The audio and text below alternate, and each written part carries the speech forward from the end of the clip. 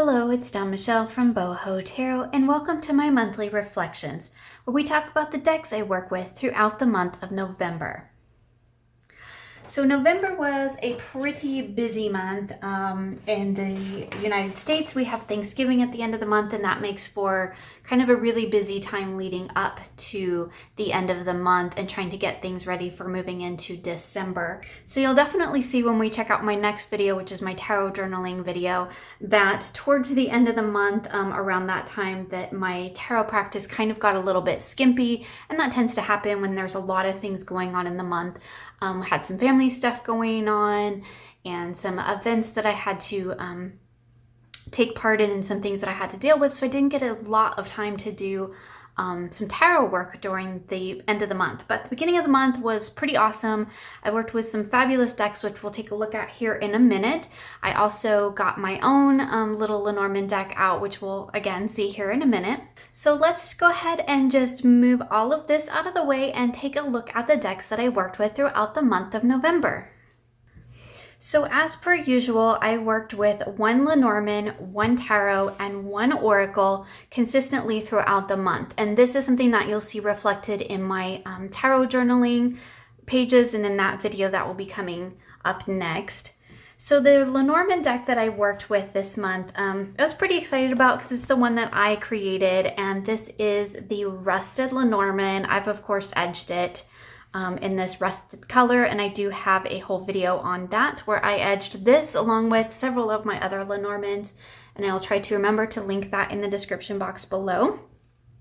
So this is just a little deck that I created.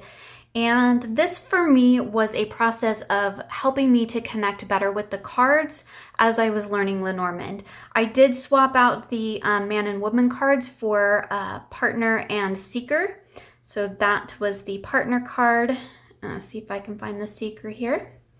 Love the moon card in this deck. Oops. I don't know why I have some upside down. There is the seeker card. So we have in place of the man and woman, we have the seeker and the partner. I also have two additional, which I have here, significator cards that I've included in the deck as well, just in case you want to use those instead of the seeker partner cards. So this is a deck that, of course, because I created it, is pretty close to my heart. It really helped me to connect with the images and the cards of the Lenormand. And it was a lot of fun to create, and I did put it up on Make Playing Cards, so if you want to grab yourself a copy of it, you certainly can. It doesn't come in anything fancy. I tried to make it just really affordable. So there's no fancy box, it's not fancy cardstock, it's just your standard Make Playing Cards cardstock, which I actually really like because it shuffles really well. And it holds up really great. So there's the back of the cards. Anyway, it's just, I wanted to make it a really affordable deck that anybody could get their hands on. If you want to learn Lenormand and you're not real fond of the kind of more traditional imagery that we sometimes see, this is a little bit more modern. It's definitely, photos, and it just, for me, has a really clear and concise imagery to really help me tap into what Lenormand is and what the cards mean. And it was a really great experience. I really enjoyed working on it. I, of course, made a little bag for it because this deck doesn't come with any sort of fancy box or anything. Like I said, I wanted to keep it affordable, so I didn't do anything fancy with it. It's just up there. You can grab a copy and off you go. So for the tarot challenge, so every month I've been doing the Lion Hearts Tarot Challenge on Instagram, which has been a lot of fun. And you can see that whole process, well, of course, on my Instagram page, but also you'll see it in my tarot journal. And for that, I used the Modern Spellcasters Tarot. And I've actually edged this deck with the metallic, not Sharpie, the metallic Crayolas, which actually came out really great. I think it has a great match to the back. I didn't do a mod with me video on it, but I posted it in my Facebook group just because, just for fun. This is a deck that I just adore this deck. I adore the images. I adore the voice in this deck. I think it's an often overlooked deck. And I don't know if that's due to the name, like maybe the name throws people off. But this deck is a wonderful reader, and I really enjoy working with it. It was great fun to work with it all month with the Lionheart Challenge. That's a practice that I'm really enjoying, and it's a great way to connect with a deck and really work with it consistently throughout the month, which I think is really great. Has some really wonderful images in it, has some also confronting images that I actually do quite like, and I think that there's a lot to be gained within these images. The guidebook that comes with this deck is nice, but I do have to say that there is a lot of symbolism in these cards, particularly in the major arcana.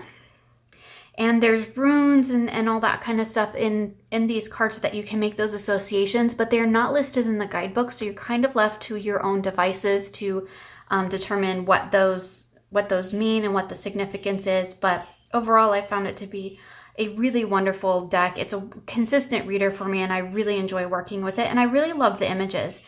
Even though it is very Rider-Waite-Smith based, I don't have any problem reading with these cards more numerologically. And also a lot of people have mentioned that in this particular deck, the wands and swords are reversed elementally. So the wands are fire and the swords, the wands are air and the swords are fire. That actually does harken back to an older tradition. We often see those associations in like Wicca and witchcraft practices, although I'm not an expert on those, so please don't take that as gospel, but it is an association that we often see. And for me, it's an association that I made prior to coming to tarot. So when I was a teenager, older teenager into my early 20s, I did a lot of study on Wicca and witchcraft, and those associations of wands for air and swords for fire was actually a traditional association. And when I started picking up tarot and learning tarot, I actually had to change the way that I approached the cards, because the majority of the decks did approach the wands and swords in that more traditional elemental association that we see now. So for me, it's kind of like, it feels kind of like going back old school, going back to my roots, and I do really like it. However, I don't think that these cards are so limiting in their art style that you wouldn't be able to read them in a way that is comfortable for you. So here's the Three of Wands. I think that you could read this as air or fire, either one. We definitely see, we have the kind of fiery orange tree in the background. There are elements that pull in both, I think, and you could make that association in this deck. So I think it's very versatile. Maybe quite not so much in the Ace of Swords. That's definitely a heavy fire card, but I still think that you can read that as air if that works for you, if that works better for you. However, I do recommend that if a deck switches the associations like that, give it a try. I don't think there's anything wrong with mixing up our practice. When I work with this deck, I do read it the way the creator intended. So I read the swords as fire and the wands as air.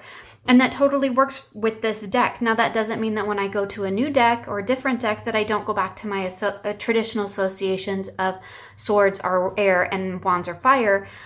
I flip-flop back and forth depending on the deck, because I want to be true to what the creator has intended for this deck. So that's just a little side note on the modern spellcasters, because it is a deck that I think often gets overlooked, in part I think due to its sort of unfortunate name. It's not, I'm not fond of the name. Look how beautiful the Ace of Pentacles is though. And I think because of that elemental switch, that I think that throws people off. But if that doesn't work for you, just read it the way that you would normally read it. And I think that this deck really works that way. Really works well for that, because it is open enough, I think, that you could read it either way, with the exception maybe being those aces. So that is the Modern Spellcasters Tarot. And then the Oracle deck that I worked with all month was, it's Brian Froud's Fairy Oracle. I can't remember which one this is. It's the one, just the Fairies Oracle. I'm actually looking at the book. And this is an interesting little little deck. I really, really like the artwork, and I was really interested to read the book and to kind of get to know these fairy energies. It's definitely something that I want to continue to work with, because having only worked with it for a few weeks, I only got to work with a few of the fairies. So I do kind of intend to dive in and out of this deck. But it's a really interesting deck. I really love the artwork and the fairies depicted. I'm still kind of coming around to how I attribute fairy energy in my life and how that might look. Here's the back of the cards. And so that's something that I'm continuing to work on. These cards are super flimsy. I think we get caught up a lot in all this cardstock talk. And these ones are like paper. They're like, this to me, it feels no different than the new Antique Anatomy that, people have talked about. I think sometimes we get really used to those really thick, like 400 GSM cardstocks, which I personally don't like because I can't shuffle them. I can't get my hands around them. They're too big. I can't shuffle them. And I actually have several decks in this collection this month that do have the thinner cardstock, and it really helped me to kind of remember why I actually like a thinner cardstock, because I can actually shuffle this. It's just, the same as like the Llewellyn decks. This is a Llewellyn deck and it has that thinner cardstock. Just throwing it everywhere. It's super bendy, but this is so easy for me to shuffle. And these decks, I can sit and I can shuffle them for hours on end, and it brings me great joy. So I just wanted to take a quick mention about cardstock. But anyway, these were the Lenormand deck, which was the Rusted Lenormand, the Modern Spellcasters Tarot, and the Brian Froud's Fairies Oracle that I worked with consistently throughout the month. So let's take a look at the decks that I worked with each week. So in the first week of November, the two decks that I worked with were the New Forest of Enchantment Tarot and the Angels and Ancestors Oracle. Now this is a new deck for me, but I've actually been working with it quite a bit. And the Angels and Ancestors is actually an older deck of mine, but it's still a consistent reader, and I love working with it. It's very versatile, and I really appreciate that about it. So for these two decks, I actually did something a little bit different this time.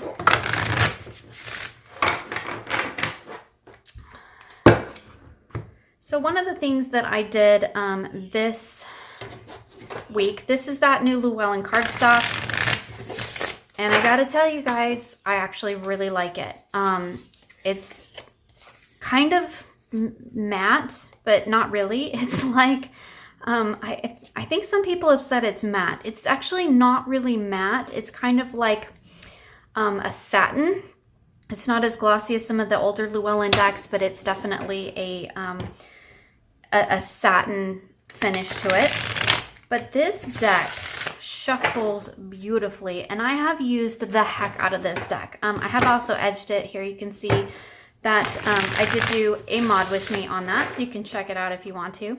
But basically what I did with these two decks was that I wanted to explore doing a little bit more thorough readings rather than just a daily pull. So what I did for the month of November with my decks is I let my oracle, I pulled one oracle card and let that be the energy of my reading. And then I pulled two tarot cards on each side to provide the message for my reading. So here we have the Weaver of Boons, the arrow with surround yourself with protective energy, and we have the Child of Challenges. So you can see here that it makes for a lovely 3-card reading with the Oracle deck kind of serving as my focus energy. So here we have the Seeker of Spells, the Fire Guardian with Ignite Your Passion, and Suspension. So it did really give me some wonderful readings, and it's a bit more in depth than just doing my standard pulling one tarot, one oracle. And I really enjoyed the little bit deeper readings, and I think that that's something that I might start doing moving into December and then into 2020, because I've kind of been looking at how I want to do my tarot practice. But I do really enjoy working with these two decks. Here we have the Ace of Spells with the Medicine Mother for Honor Your Inner Knowing, and the Liar, which is the Devil card. So really interesting combination. These two decks look wonderful together. Aesthetically speaking, they speak volumes to each other. And I really enjoyed the conversation between the two of them. The Forest of Enchantment Tarot definitely has a very storybook feel.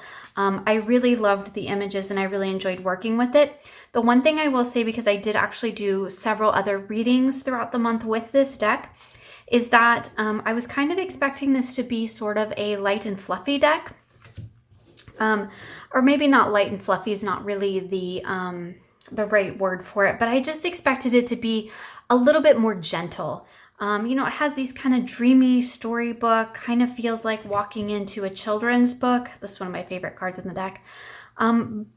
But I gotta tell you, this deck pulls no punches. It was very blunt, and it kind of surprised me how blunt this deck was and really how on point the readings were. So it was definitely a surprise to have it be so direct in its messages, but I really enjoyed working with it. I do really enjoy the court cards also in this deck. So I'm sure you guys have seen this. This is the book for the Tarot of the Enchanted Forest, and it has these beautiful full color images, these gorgeous write-ups. And one of the things that I really enjoyed about working with this book, because I did actually read the book and work with the book alongside the deck, and one of the things I really liked was the closer look section. So this is where it talks about diving a little bit deeper into the card, and I really enjoyed that aspect of working with the book. I really like the way that this book is set up numerologically, and that with that focus on the numbers really aligns a little bit closer to the way that I read tarot. And like I said, I really enjoyed the quartz of this deck. And I know this deck has taken some flack for its quartz, but I really do enjoy it. The only one that gives me pause is the one with the fish, and I know that we've talked about that before, so it's just a little bit of an oddity that comes up. But I actually really like the way the author approaches the quartz in this deck, and that it kind of really resonates with the way that I read tarot, so it worked really well for me. The Angels and Ancestors deck is just always a favorite in my collection. This deck is very versatile. I love using it for a variety of different readings. It has its own sort of suits in it, so to speak. We have the Ancestors, the Guardians, and we have these kind of like Lenormand type cards. So it really is a flexible deck, and you can use it for many different types of readings, and I do have a complete review of this deck on my channel. And the imagery is just so beautiful. So beautiful. And I find it to be a very balanced deck as well, because we do have a lot of pairs in this deck. And I really enjoy having pairs. This is one of my favorite cards in the deck, and this is one of the angel cards, or the Mirror Guardian card. I just think it's absolutely beautiful. So this is a deck that I always enjoy working with. It's one of my favorites. It's a consistent reader, and the thing that I like about this particular oracle is that I can use it on its own. And there are very few oracle decks in my collection that I feel that really can stand up to a reading in its own right. And this is a deck that I have used for readings in its own right, and I think really can stand up to that sort of work. And it pairs beautifully with a lot of the tarot decks that I have. It has that very earthy kind of shamanic feel to it. That is the Forest of Enchantment Tarot and the Angels and Ancestors Oracle. The next two decks that I worked with in the second week of November is my Green Witch Tarot, which is another one of my favorites. And this is the Tree Wisdom Oracle, which is actually a newer deck in my collection, and I really enjoyed working with it as well. These two together, I think, had really beautiful messages. They're both, the Tarot of a Green Witch is kind of a softer deck for me. It takes a very gentle approach to readings. It's kind of one that for me personally is very good for me to go to when I need a little bit of nurturing. I mean, I wouldn't exactly call it a hug deck. I'm really not fond of that term, to be perfectly honest with you. I think that all decks can be read in the manner that they need to be read in that moment. But In general, for me, this is a very soft, a very soothing and comforting deck. And I often find that it's one that I turn to when emotions are kind of running a little bit high and I'm maybe a little bit on edge. And this is a great deck for grounding back down into that earth energy. And it's also a deck that really does kind of have that comforting energy and that comforting messages for me. And these two together, even though the art styles are very different, because we have this kind of I don't want to say cartoony, but kind of storybook imagery in the Greenwich Tarot. And then we have this more modern, even though it's still very earthy, but this more modern look of the Tree Wisdom Oracle. But they do really work together very well. And one of the things that I think I've mentioned in other videos, one of the things that I like about the Tree Wisdom Oracle is the little faces in all the trees. And that's something that I could definitely connect with. And I feel like the faces really help to kind of reinforce the emotion behind the message. So here we have the Four of Pentacles with tolerance. This deck does have information on the back and a little message, but to be perfectly honest, I don't look at those like at all. I pretty much let the keyword and the little faces and the whole energy of the card kind of fuel my messages. So even though aesthetically they're very, very different, we have kind of a pagan-y, earthy vibe going on over here. And while this deck is very earthy, it's also very modern. It does still work really well. And I really enjoyed the messages between the two decks. I did also use this one in the same way that I just showed with the Forest of Enchantment and the Angels and Ancestors, where I did it with a 3-card pull with 1 Oracle and 2 Tarot. And that worked really well for this particular deck. So here we have the Ace of Wands and Assertiveness. They just really worked beautifully together, and I really enjoyed working with them. The Three of Chalices and Gratitude. I love doing these little flip throughs because it's so much fun to see the conversations that they have together. The Sun with Serenity. It's just beautiful. The Eight of Wands with Ego. That's an interesting one, isn't it? So yeah, 2 really beautiful decks, and I really like the way that they work together. So that is the Greenwich Tarot and the Tree Wisdom Oracle. So the next 2 decks that I worked with during the month of November was the Second Nature Tarot. And I keep saying I'm going to do a walkthrough of this deck on my channel because this deck is awesome. I totally love it. And the Cosmic reading cards and the Blue Messiah reading cards, which I've actually mixed together into one big oracle deck. And these 2 together were really, really interesting. So here we have the Second Nature Tarot, and this is a collage deck, and it's kind of weird and funky. And I'm just going to show you a few of the images because I don't know that I've actually shown this deck on my channel, but I totally love this artwork. It's very collaged, and it kind of reminds me of the Mystical Tarot. It definitely has a bit of a cheeky attitude towards it, or to it.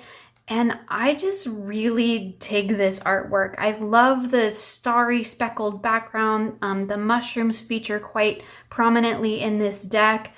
I just really love, even though the characters, or some of them are a little bit strangely collaged, I just absolutely love this deck. I love that the suits are done by element. So we have water, earth, air, and fire.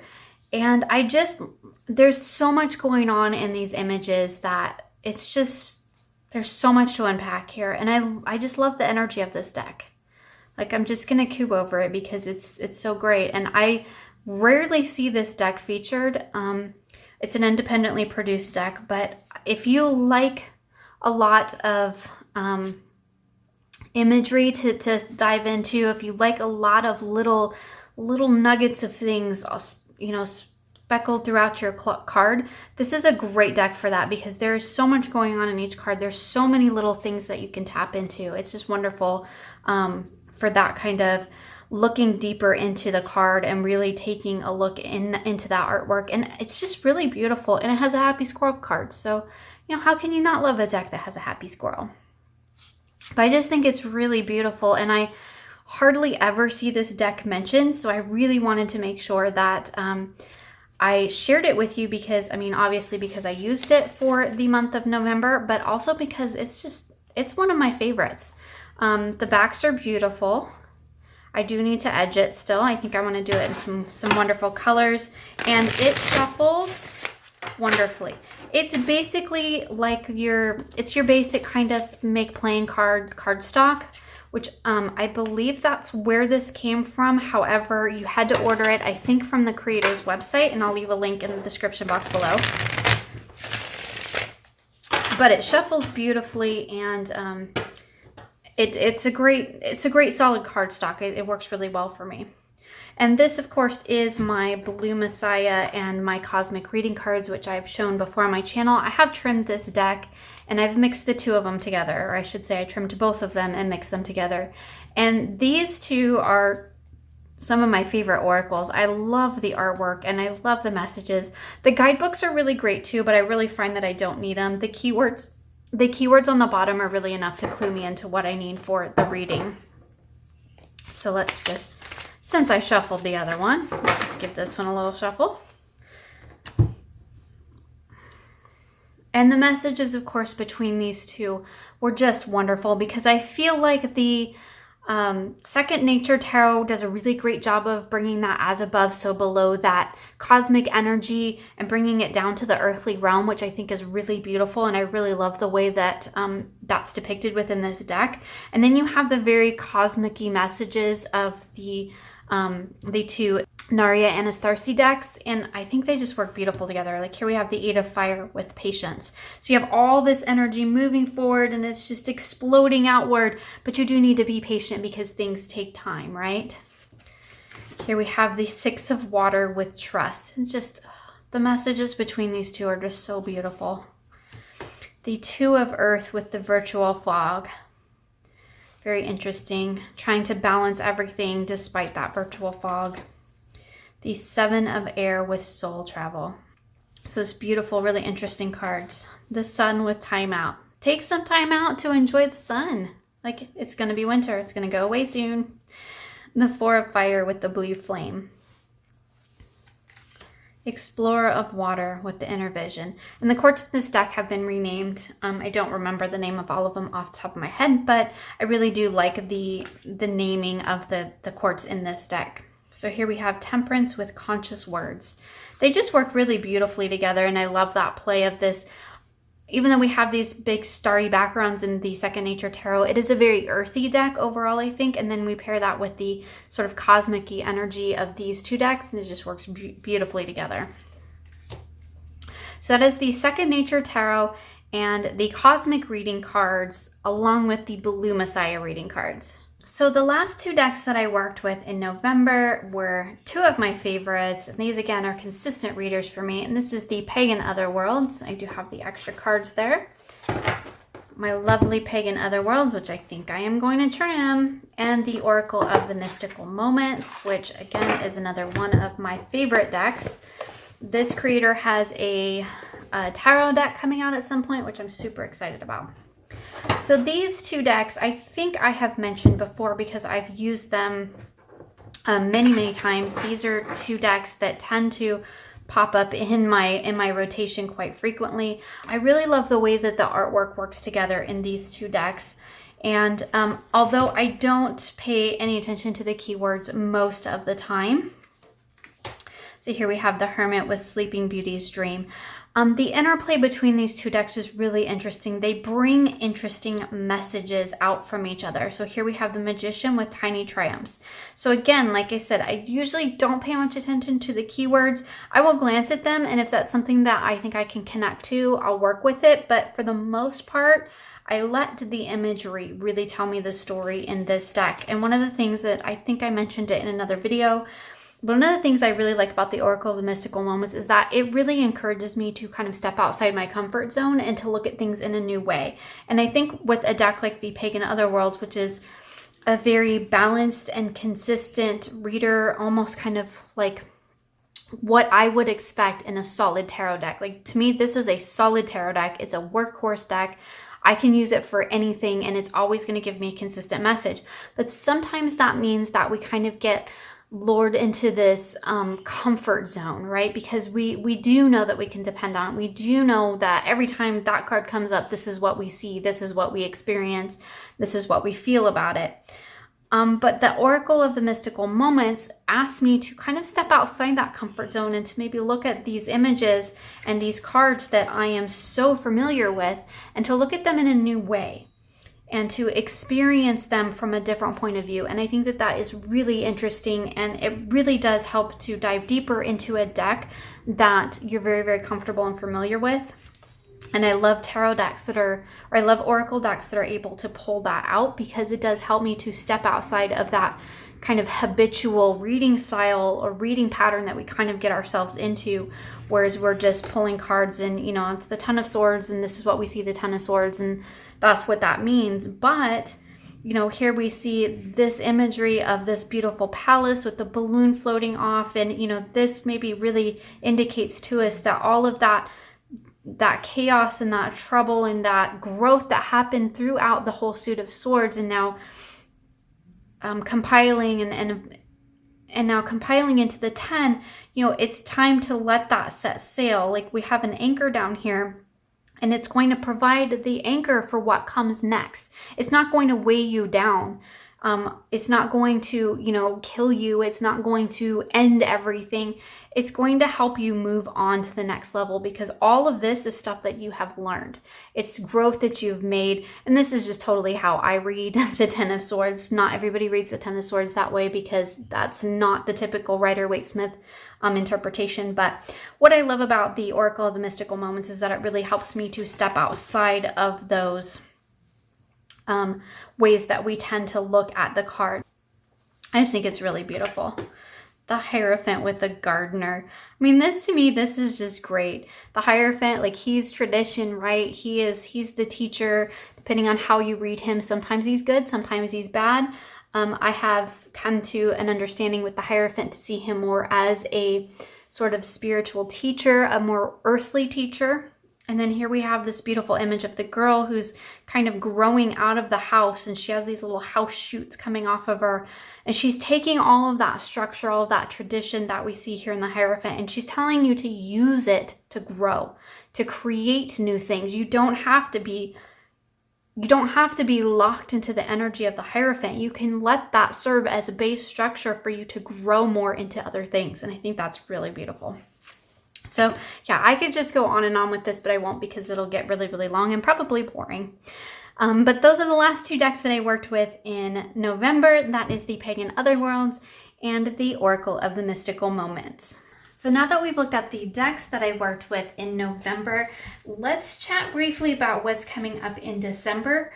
So in December, of course, I have some more great tarot and oracle decks that I'm going to be working with. I am going to be mixing things up a little bit in terms of how I do my weekly readings, and that's just to kind of help me keep things from getting too stagnant, and just helps me to look at things in a different way and shake things up a little bit. So coming in December, I do have a couple of mod with me's that we're going to do. We are going to continue to work on the Tattered Timeless Oracle, which is one that's actually been really a wonderful experience for me so far this year, and I've really enjoyed that. We're also going to take a look at how I do my tarot journaling and how that's gone this year and my reflections on that. And then together we're going to kind of create a new journal or some inserts that I'm going to be using in 2020. So that's some fun journaling stuff coming up. I also created a shadow work journal that we'll check out. And we're also just going to talk about some of my favorite decks that I worked with throughout 2019. So it's going to be, I hope, a fun month coming up. I do have some fun mods that we're going to do, including a mod of the Christmas Tarot. So that was a really fun one to work on. So I hope that you all had a wonderful November, and I wish you all many blessings moving into December. Thank you so much for joining me, and I look forward to seeing you again soon for more creative tarot for an inspired life.